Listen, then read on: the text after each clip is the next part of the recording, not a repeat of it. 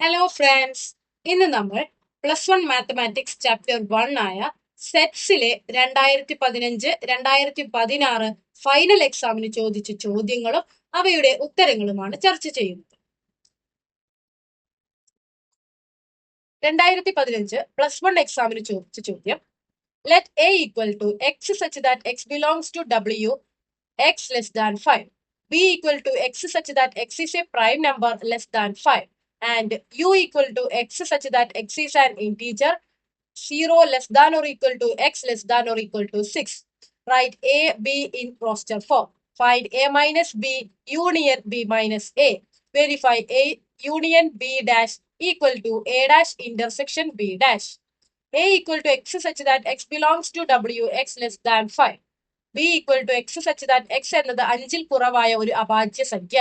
u equal to x such that x ഒരു പൂർണ്ണ സംഖ്യ 0 less than or equal to X less than or equal to 6 ആയാൽ A B എന്നിവയുടെ roster രൂപം എഴുതുക. A minus B union B minus A കാണുക. A union B whole dash equal to A dash intersection B dash ശരിയാണോ എന്ന് പരിശോധിക്കുക. ആദ്യം തന്നെ ഇവിടെ നമുക്ക് തന്നിട്ടുണ്ട് സെറ്റ് എ എന്നത് x such that x belongs to W, x less than 5 ആണ്.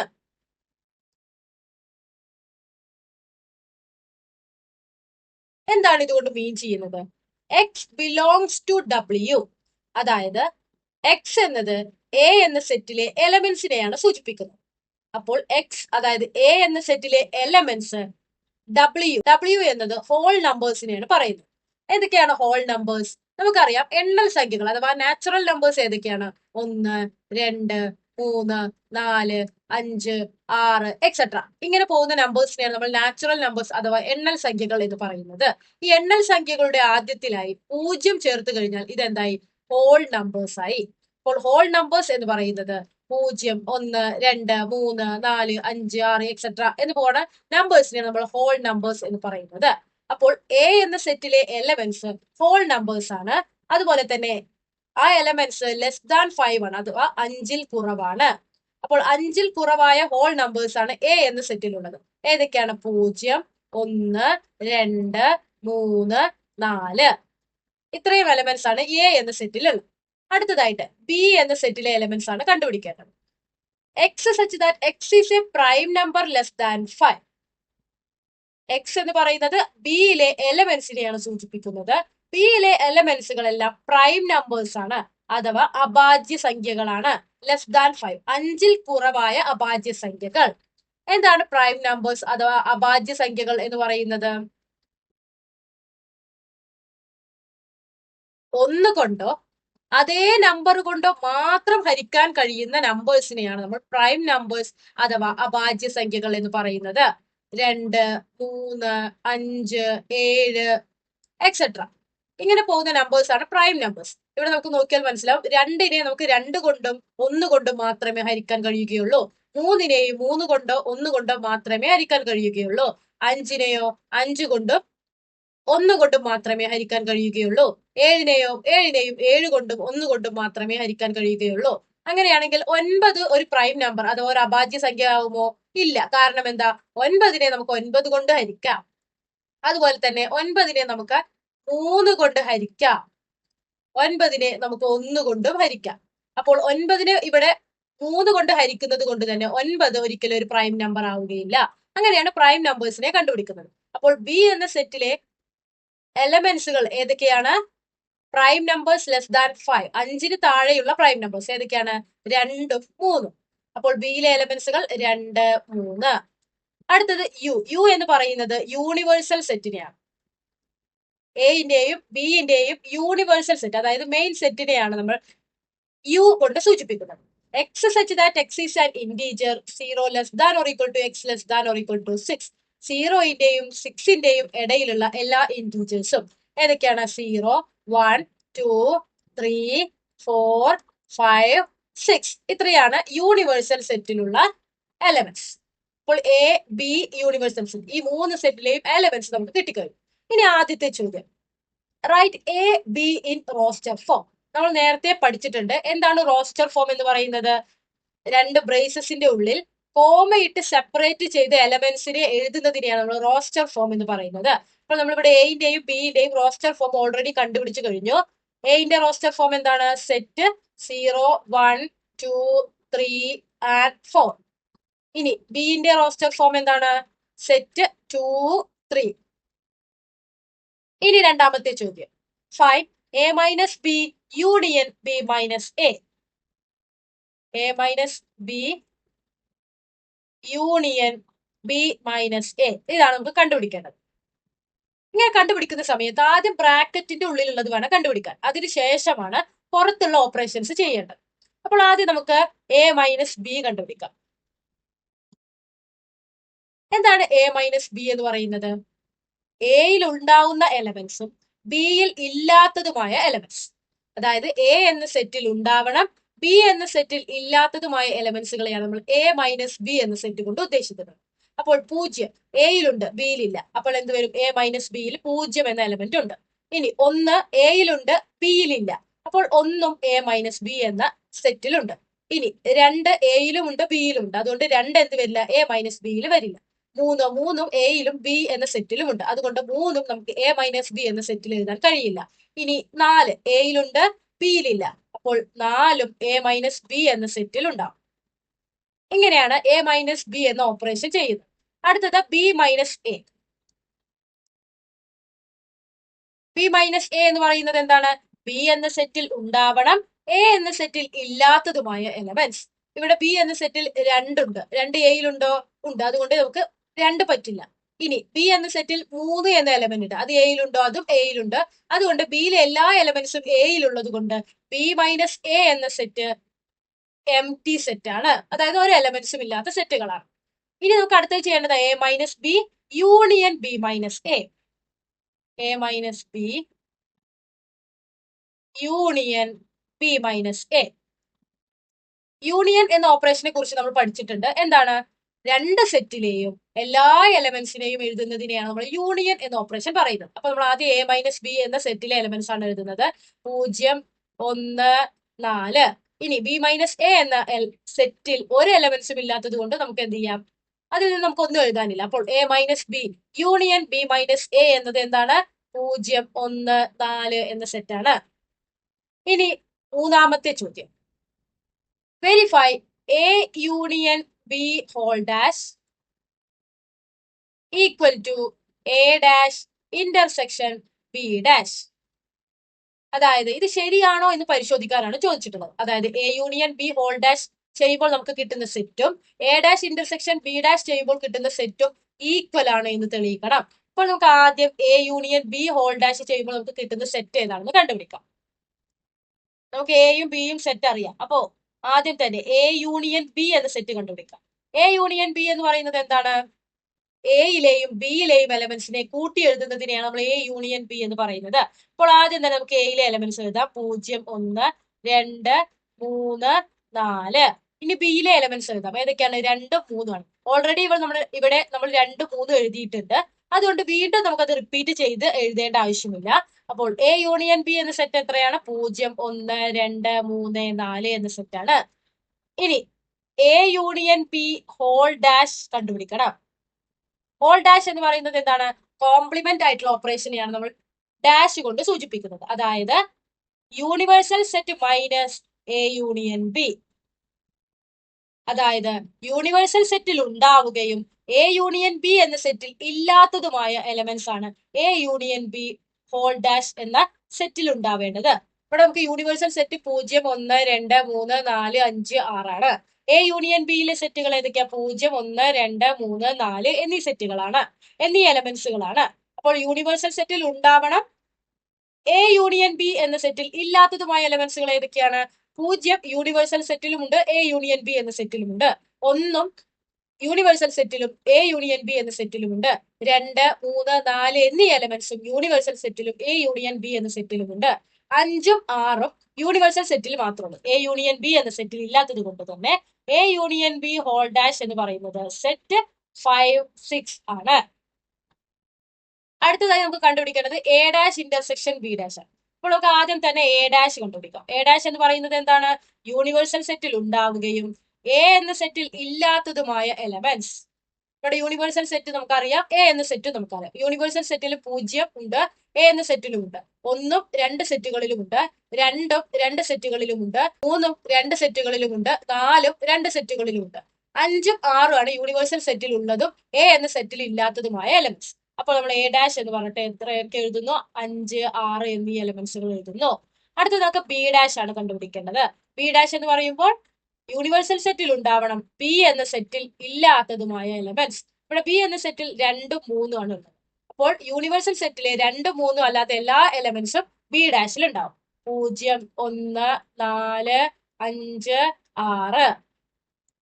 ഇനി നമുക്ക് കണ്ടുപിടിക്കേണ്ടത് A dash intersection B dash. എന്താണ് ഇന്റർസെക്ഷൻ ഓപ്പറേഷന്റെ പ്രത്യേകത? 2 സെറ്റുകളിലും കോമൺ ആയി കാണുന്ന എലമെന്റ്സ് ആണ് ഇന്റർസെക്ഷൻ അഥവാ A dash intersection B dash എന്ന് പറയുമ്പോൾ എ ഡാഷ് അതുപോലെ ബി ഡാഷ് എന്നീ 2 സെറ്റുകളിലും കോമൺ ആയി കാണുന്ന എലമെന്റ്സ് ആണ് A dash intersection B dash എന്ന സെറ്റിൽ എഴുതുന്നത്. ഇവിടെ 5 6 ഉണ്ട്, ബി ഡാഷിലും 5 6 ഉണ്ട്. അപ്പോൾ 2 സെറ്റിലും കോമൺ ആയിട്ടുള്ള എലമെന്റ്സ് ഏതൊക്കെയാണ്? 5 6 ആണ്. അപ്പോൾ A dash intersection B dash എത്രയാണ്? 5 6. ഇവിടെ നമുക്ക് കിട്ടി A union B whole dash എത്രയാണ്? സെറ്റ് 5,6 ആണ്. അതേപോലെ തന്നെ എ ഡാഷ് ഇന്റർസെക്ഷൻ ബി ഡാഷും എത്രയാണ്? സെറ്റ് 5,6 ആണ്. അപ്പോൾ നമുക്ക് എന്ത് പറയാം?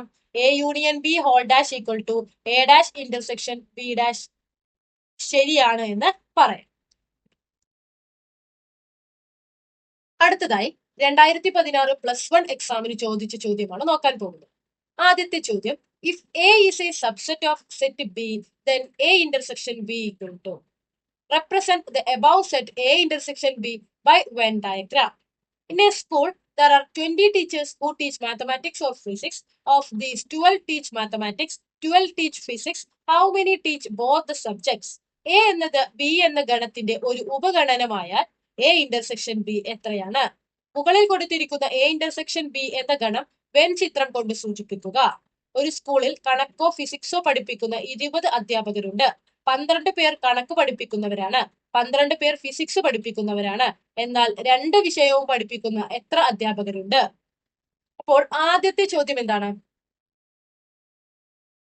A is a subset of set B, then A intersection B equal to. A എന്നത് ബി എന്ന സെറ്റിന്റെ ഒരു സബ്സെറ്റ് ആണ്.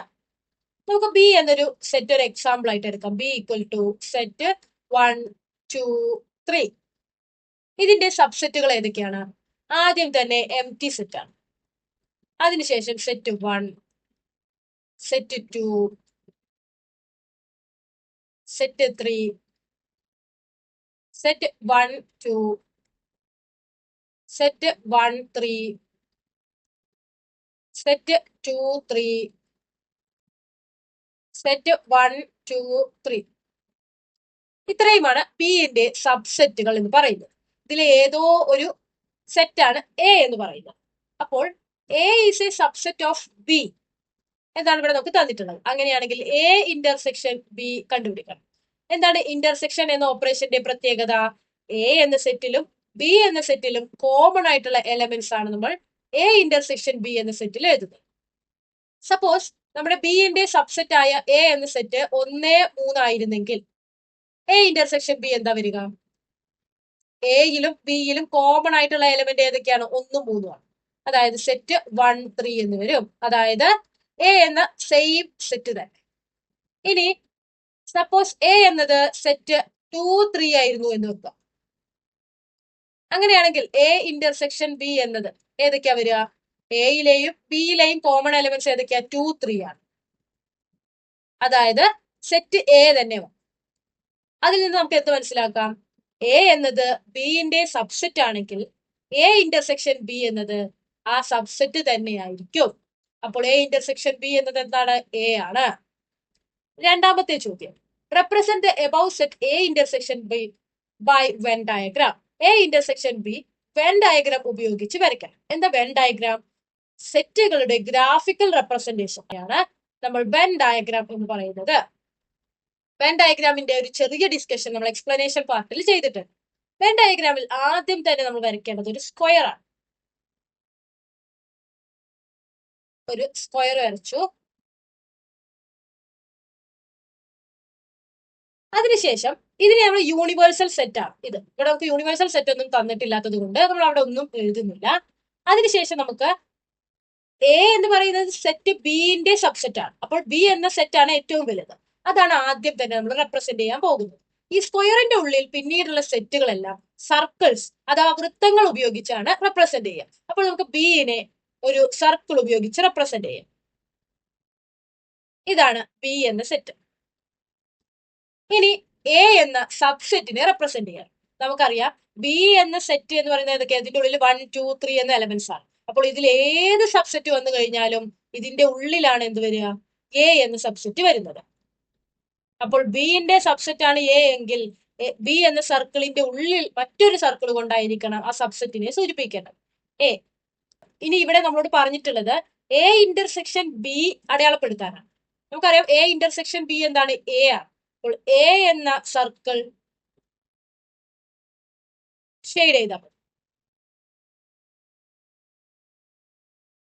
ഇതാണ് A intersection B. when A is a subset of set B.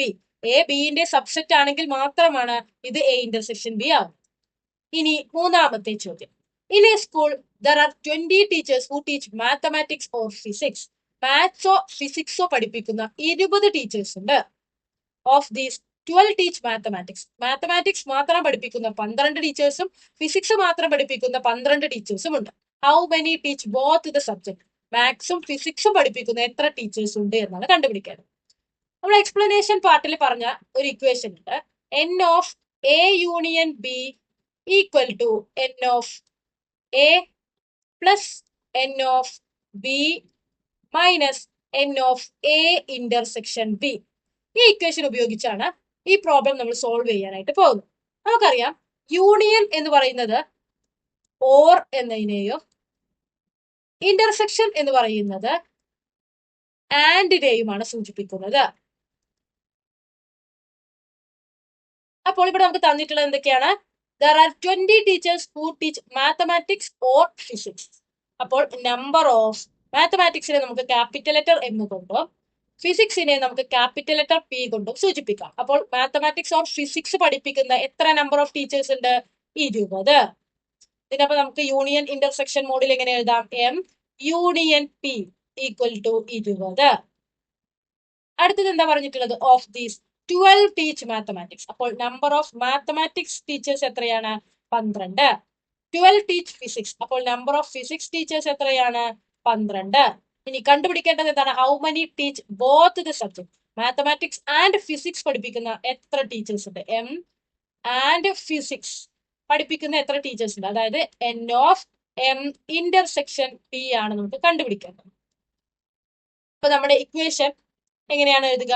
ഇവിടെ എയുടെയും ബിന്റെയും സ്ഥാനത്ത് എമ്മും പിയും എഴുതണം. N of M union P equal to N of M plus N of P minus N of M intersection P.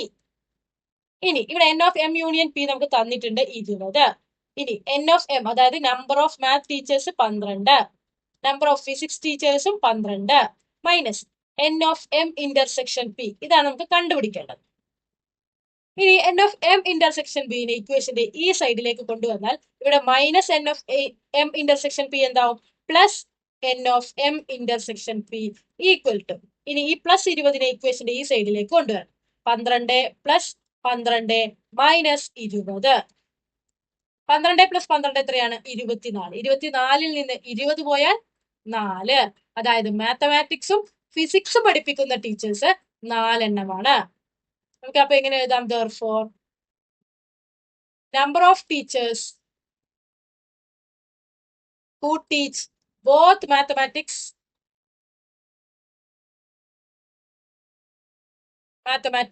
and physics is 4.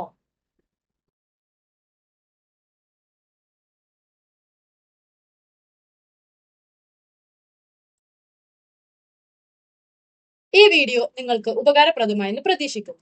അടുത്ത വീഡിയോയിൽ 2017, 2018 വർഷങ്ങളിൽ +1 final എക്സാമിന്റെ ചോദ്യങ്ങളും അവയുടെ ഉത്തരങ്ങളും ചർച്ച ചെയ്യുന്നതാണ്. താങ്ക്